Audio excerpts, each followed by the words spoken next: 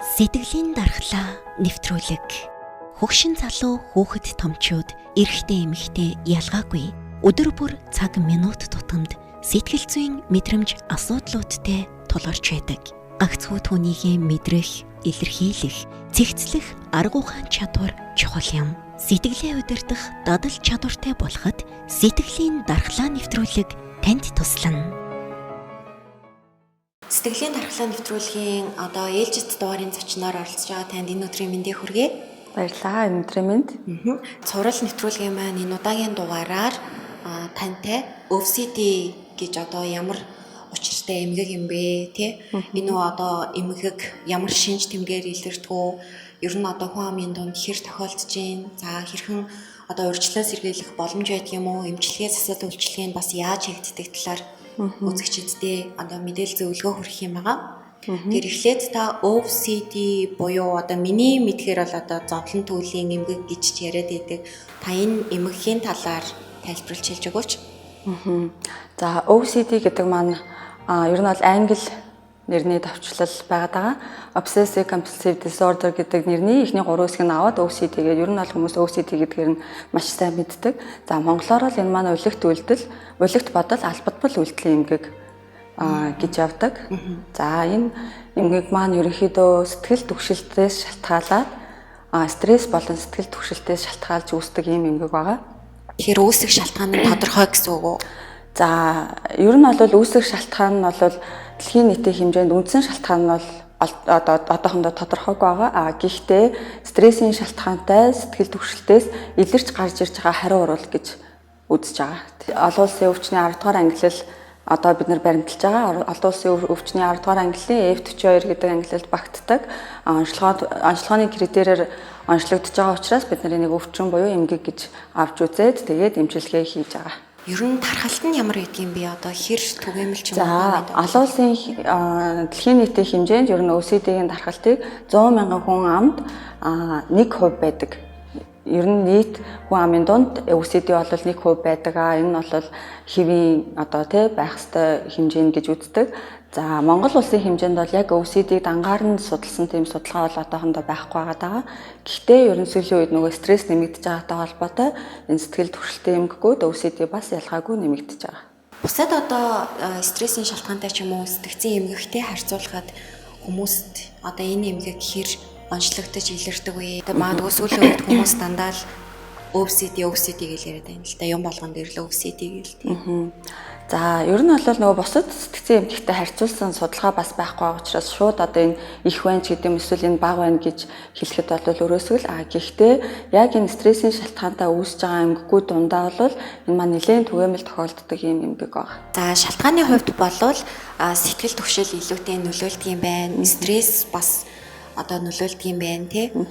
Стресс гэдэг дээр та дэлгэрүүлж хэлвэл ямар стрессийг хэлээд байна вэ тий? Ямар хэмжээний сэтгэл түгшил, ямар хэмжээний стрессийг хэлж байгаа вэ? Стресс маань өөрөө зүгээр энгийн амьдрал дээр биднэрт өдөр тутам байдаг юм асуудал байгаа шүү дээ. Тэгэхээр яахаараа эмгэг болж хувраад байгаа юм бэ гэхээр энэ маань өөрөө удаан хугацаанд үргэлжлээд тэгээд тухайн стрессийг зөв менеж хийж чадахгүй, стрессийг зөв тайлж чадахгүйгаас болоод энэ маань бие махбодын болон сэтгэл зүйн ямар нэгэн хариу урвалаар илэрлээд тэгээд тэр нь өөрийн амьдралын хэвийн үйл ажиллагаанд тасан зохицох чадварыг алдагдуулж байгаа учраас бид нар энийг эмгэг гэж үздэг байгаа.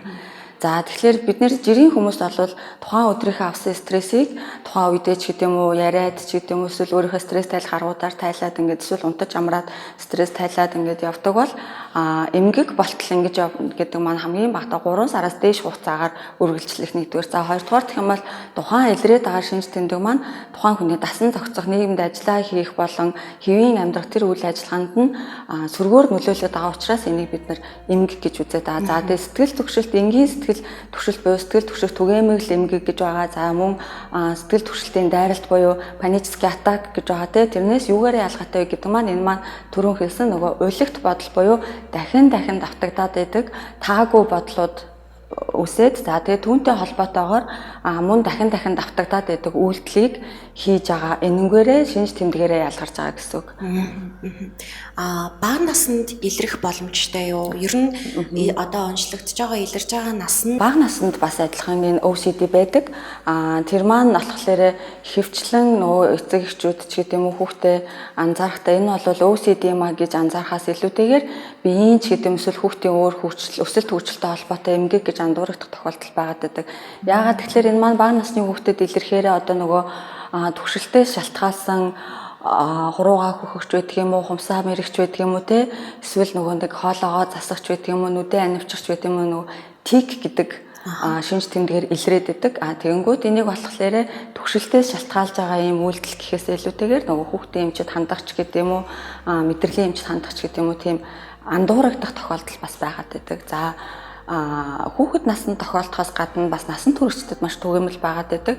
Хүүхдүүдтэй харьцуулахад илүү түгээмэл байгаад байдаг нь яадаг вэ гэхээр энэ маань магадгүй зарим бага насндаа эхэлж үүссэн байх. За эсвэл сүүлд онцлогдсон байх магадaltaй. Эсвэл тэр маань удаан хугацаанд үргэлжлснээс болоод илүү хүндэрсэн хэлбэр дээр онцлогдох ч гэдэг юм уу. Энэ үедээ болохоор энэ бол яг OCD байна гэдэг нь онцлогддог. Та сая хүндэрсэн гэдээ ярьж байгаа. Тэгэхээр хөнгөн хэлбэрийн OCD, хүндэрсэн хэлбэрийн OCD нь ямар шинж тэмдгүүдээр илүү их одоо илэрдэг юм бэ? За энэ яг OCD байж болцшгүй гэдгийг бусад одоо эмгэг тэр одоо сэтгэл түшил TK-с яаж ялгах вэ? За тэгэхээр OCD маань өөрөө илэрж байгаа шинж тэмдэг гэж байгаа өөрийн онцлог. За тэр нь юу вэ гэхээр сэтгэл түгшилтээс шалтгаалаад хар аяндаа үүсэж байгаа таагүй бодлууд дахин давтагдах. Энийг бол улигт бодол гэж нэрлэдэг байгаа. За жишээлх юм бол энэ маань дотор хит хэдэн хэлбэртэй байгаа л да илэрж байгаа шинж тэмдгээрээ. За бохирдгоо айх айдас буюу одоо нөгөө янз бүрийн бактери нэгэн халдвар авахаас айх. За мөн дээрэс нь эргэн тойрны хүрээлэн буй орчинд бохирдгоос айх, өвчин тусгаас айх. За өвчин тусаа цаашлах юм бол үхээс айх айдас гэх мэтчлэн энэ айдсаас шалтгаалаад өөрийгөө илүү цэвэр байлгах гэдэг тэр хамгаалах механизмаараа үйлдэлүүд хийж эхэлдэг гэсэн өөрийгөө тайвшруулах. За тэгээд ирэхээр яадаг вэ гэхээр гараа олон дахин угаагаад байдаг ч гэдэг юм уу те эсвэл одоо орчноо ингээд байнга тогтмол цэвэрлэхтэй тэр нь бас хэвийнээс илүү давмгаалсан буюу олон дахин цэвэрлээд байдаг, хэтрүүлээд байдаг те ийм шинж тэмдэг илэрдэг бол за аюулгүй байдлыг хангаж чадахгүйгаас болоод эсвэл нөгөө аюулгүй байдлыг хэрэгцээ хангагдаж чадахгүй байгаас болоод бас аюулд өртөхүй гэсэн айдас үүсдэг. За тэр аюулд өртөхүй гэдэг айдсаасаа болоод ямар шинж тэмдэг илэрдэг вэ гэхлээр нөгөө аюулаас урьдчилан сэргийлэх үйлдэлүүд хийж ирдэг гэсэн. Тэгэхээр тэр нь жишээлх юм бол одоо гэрээсээ гарахтаа гэрлээ унтраасан билүүгүй илүү ч гэдэг юм уу дахин шалгах. За эсвэл билетгээ унтраасан билүүгүй илүү гэдэг олон дахин шалгах. Эсвэл одоо цахилгааны утсыг шалгах ч гэдэг юм уу усаа хаасан үгүй юу гэдэг ингээд нэг үйлдэлийг дахин хийгээд гол нь тэр хийж байгаа үйлдэл нь өөрийн нөгөө нэг айдас буюу түгшилтийг тэрхэн хугацаанд намжааж байгаа байдал нь өөрөө энэ өвчний бас нэг шинж тэмдэг болоод байгаа. За мөн тэрнээс гадна бас нөгөө сэтгэл түгшилтийг тайвшруулах нэг өөр үйлдэлүүд нь яадаг вэ гэхээр тоолохч байт юм уу те эсвэл ингээд гадуур гудамжаар явж байхдаа машины дугаарыг ингээд яг ижил дугаар харахлаарэ тэрийг ингээд дахин нэмэл хасаал эсвэл ингээд чэйжлэл яваад идэх ч гэдэг юм уу те яг энэ үйлдэлийг бас дахин давтаж хийх ийм шинж тэмдэг илэрч болдог. Тэгэхээр энэ маань өөрөө ер нь бол ерөнхийлж хэлэх юм бол сэтгэл түгшилт үүсээд тухайн сэтгэл түгшилтээс ямар нэгэн айдас үсээ тэр айдсаасаа шалтгаалсан дахин хар аяндаа үүсэх таагүй бодлууд орж ирэх. За тэр таагүй бодлуудыг хамгаалахын тулд аяндаа хийж байгаа үйлдэлүүд дахин давтагдаад идэг. Тэгэхээр олон төрлийн үйлдэл ахна нь шүү дээ. Цэвэрлдэг, тоо боддог, одоо янз бүрийн ямыг байн шалгаж, унтраасан эсгээ шалгадаг ч юм уу тийм. Эсвэл нэг гэрийнхаа хаалгыг төвчлөө яалаа гэл ингээл байн шалгадаг ч гэдэг юм ингээд ийм үйлдэл хийдэг хүмүүс бол бидний дунд маш түгээмэл байгаад байдаг. Тэгээд энийг болохоор зарим хүмүүс бол энэ бол OCD гэж мэдчихэж ч гэсэн зарим хүмүүс болохоор энийг болохоор хэтрүүлж хийгээд байдаг ч гэдэг юм эсвэл санаа зовмдгоо ч гэдэг юм уу тиймэрхүү байдлаар бас үзээд байдаг тийм.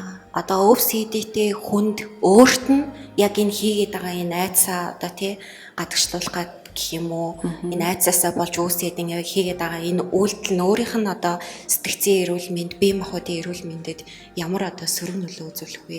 Үргэлж таагүй, тухгүй, үргэлжил төгшөөртэй байдгийн болов эсвэл бол тэгж хийснээрээ санаа намраад ингээд яваад идэх юм болов яа тийм бол. Ахаа. За тэгэхээр нөгөө нэг сая би хэлсэн те энэ сэтгэл түгшилт маань өөрөө хар аяндаа үүсгэх бодлуудыг үүсгдэг. Өөрөө тэр бодлыг ботохгүй бай гэж уг нь хичээнэ. За энэ чинь арай л хэтрээд шүү, олон удаа давтагдаад шүү. Би энийг ингэж ботохгүй бай, энэ үйлчлийг хийхгүй бай гэж хичээсэн ч гэсэндээ нөгөө дотор байгаа тэр түгшилтээс шалтгаалаад хар аяндаа үүсчихэд. Ингээд олон удаа бүтэн өдрийн туршид те таагүй бодлууд дахин орж ирээд түүнтэй холбоотойгоор үйлдэлүүд хийгээд ах нь өөрөө нөгөө түрүүний хэлсэн дасан зохицох чадварыг алдагдуулж идэг. Ажил үргээ хийхэд саадтай болж идэг. Хэвийн амьдрах тэр нөхцөл байдалд алдагдал учруулж идэг гэсэн. За тэр үйлдэл хийж байгаа нь бол тухайн үедээ хэсэг хугацаанд бол тавьшруулах, сэтгэл түгшилтийг бууруулах боловч эргээд л нөгөө нэг сэтгэл түгшилтээсээ болоод бодол орж ирэхэд дахиад тэр үйлдэлүүдийг хийгээд ингээд нөгөөдгөнд давтагдаад яваад идэг гэсэн. Тэгэхээр тэрэндээ их цаг хугацааг зарцуулаад. Тэгэхээр тэрэндээ мэдээж хэрэг их цаг хугацааг зарцуулна.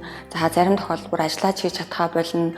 Гэр бүлийнхээ ойр дотны хүмүүстэй одоо харилцахад хүртэл төвхтэй болж ирдэг гэсэн үг. Тэгэхээр сэтгэл түгшилтийн шалтгаан нь өөрөө тэгвэл юу яж болох вэ? Тэр ингээд анх үүсэж байгаа сэтгэл түгшилт тий. За сэтгэл түгшилтийн үндсэн шалтгаан нь бол ерөнхийдөө стресс гэж үздэг. За тэгэхээр стресс маань одоо бидний өдөр тутамд авж байгаа стресс байхаас гадна хүүхэд насанд авсан эсвэл өмнө нь хэдэн жилийн өмнө авсан ч гэдэм үү юм тайлагдаж чадаагүй далд хумсарт хадгалагдсан стресс сэтгэл түгшилтээр илэрх магадлал өндөртэй байгаад байдаг. За жишээлх юм бол одоо ингээл манай дээр ирж байгаа зарим хүмүүс ингээ OCD-тэй байлаа гэж бодоход тэр хүний сэтгэл түгшилтийн үндсэн шалтгаан нь бүр хүүхэд насндаа бүр бага насндаа авсан сэтгэл зүйн гэмтэл байх тохиолдол бас байдаг. За жишээлх юм бол одоо ээж нь ч гэдэг юм уу те аав нь ч гэдэг юм OCD-тэй байлаа гэж бодоход хүүхэд наснд байхад нөгөө бүх юм цэвэрхэн байх хэвээр эсвэл бүх юм байрандаа байх хэвээр яг энэ ийм л байранд байсан бол ийм л байх хэвээр гэдэг байдлаар тэр хүүхдийн суур хүмүүжилд нөлөөлсөн бол нөгөө хүүхд маань өсвөр насндаа эсвэл насан туршныхаа дараа яг л тэр зүйл тийм байх хэвээр гэдэг байдлаар төгшөмтгий бие хүн болж төлөвшөх магадaltaй байгаад байдаг гэсэн. За мөн зарим тохиолдолд болохоор өдөр тутамд ингээд нөгөө хүчтэй биш мөртлөө өнгөөсөө тогтмол стресс байгаад байдаг. Тэр нь юу вэ гэхээр нөгөө ажилдаа байнга санаа зовох гэдэг юм уу те. За нэг юм нэгтлэн хүн байсан байгаа байхгүй юу. За тэгэнгүүт тэр хүн маань болохоор яадаг вэ гэхээр хоёр ажил зэрэг хийдэг. Тэгэнгүүтээ хоёр ажил дээр зэрэг ингээд тооцоо хийгээд ирэнгүүт түгшилт үүсээд одоо алдах вэ гэсэн айдас ажилласаа алдснаас болоод ажилласаа гарах гэж гэдэг юм уу. Энэ одоо тогтмол стресс нь тухайн хүнд түгшилтийг үүсгээд тэгээд тэр түгшилтээс шалтгаалаад нөгөө тооцоогоо өдрийн туршид 5-аас 10 удаа шалгадаг. Тийм байдал илэрдэг ч гэдэг юм уу. Ингээд энэ эргээд шалгах буюу олон дахин давтан шалгаад байгаа нь бас энэ түгшилттэй үүсээд байгаа хариу үйлдэл болж таарад байгаа гэсэн. Энэ өөрөө үйлд ухамсаргүйгээр хар аяндаа ингээд үйлдэл олгож гаргаад байна гэж штэ. Хичнээн ингээд за би одоо энэ баг цэвэрлэе гэсэн чи цаана нь тэр хүнд суур, түгшүүр, стресс, айдас байгаад байна тийм. Тэгэхээр энэний эсрэг ямар одоо засал эмчилгээ хийвэл үр дүнтэй байдаг вэ? Ер нь одоо бүрийн эмчилэгдэх боломж байдаг болов?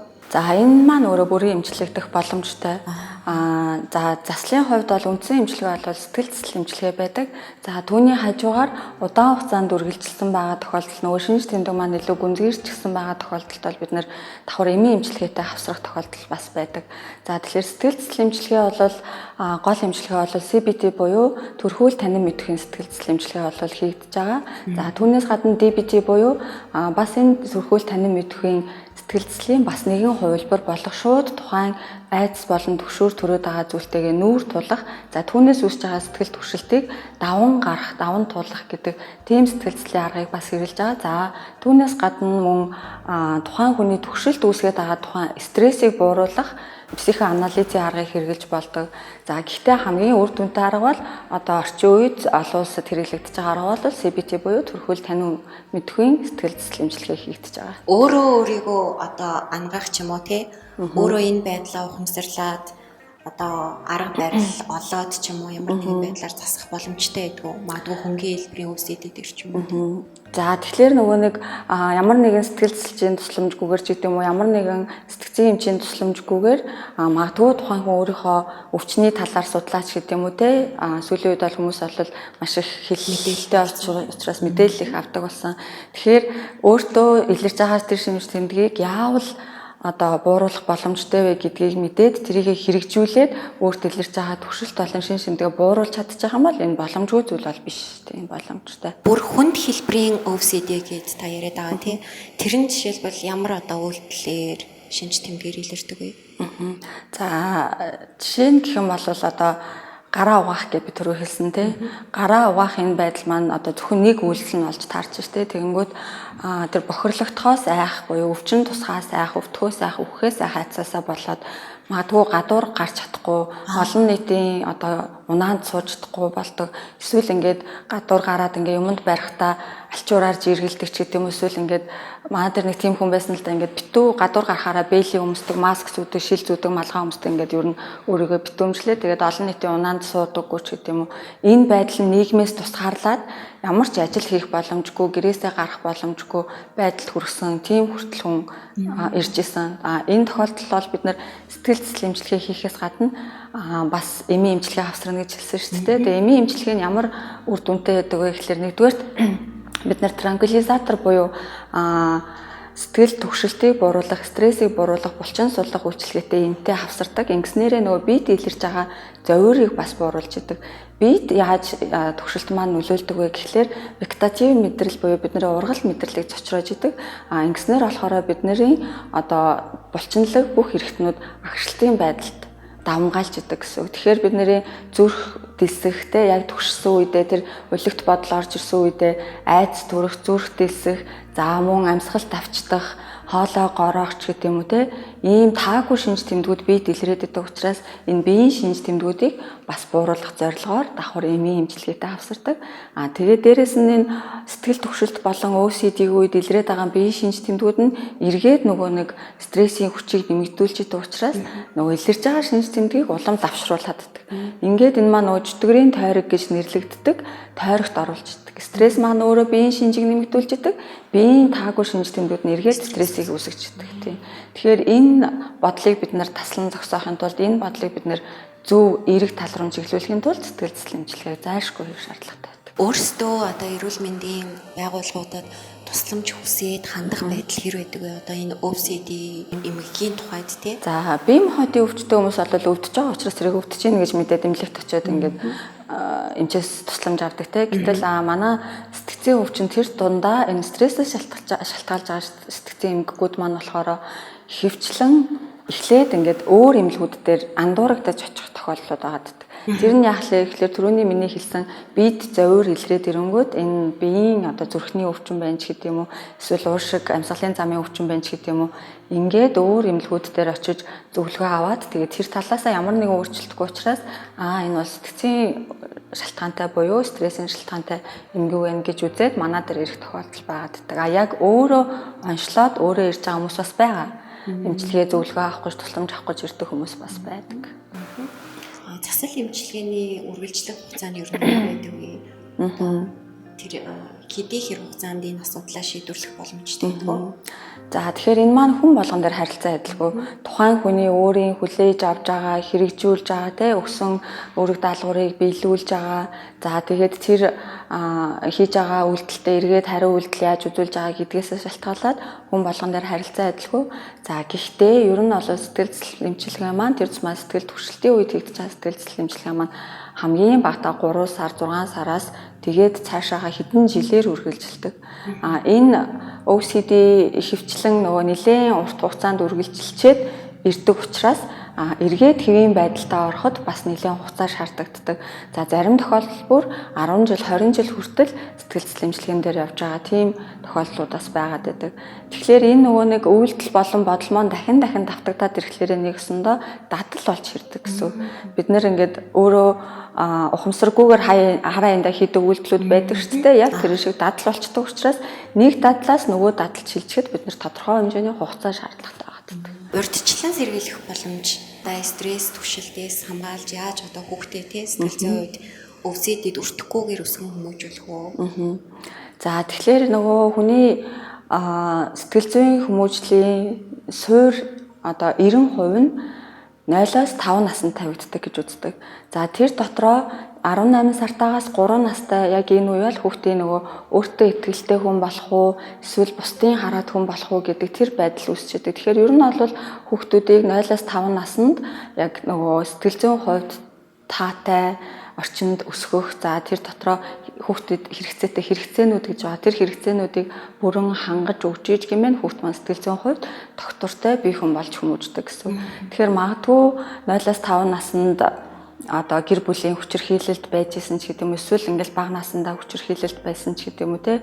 Эсвэл нөгөө ээж нь өөрөө төвшөмтгий гэж байрсан шүү дээ. Төвшөмтгий бие хүн байх юм бол хүүхдтэй бас тэр нөгөө суурь сэтгэл зүйн төлөвшлөн төвшөмтгий бие хүн болгож хүмүүжүүлдэг ч гэдэг юм уу те. За эсвэл нөгөө хэрэгцээ хангагдаж чадахгүй буюу хайр халамжийн хэрэгцээ дутагдсанаас болоод хүүхд маань өөртөө итгэлгүй болох түүнээсээ шалтгаалаад бие хүн суурь төвшөмтгий бие хэв шинжтэй болдог ч гэдэг юм уу.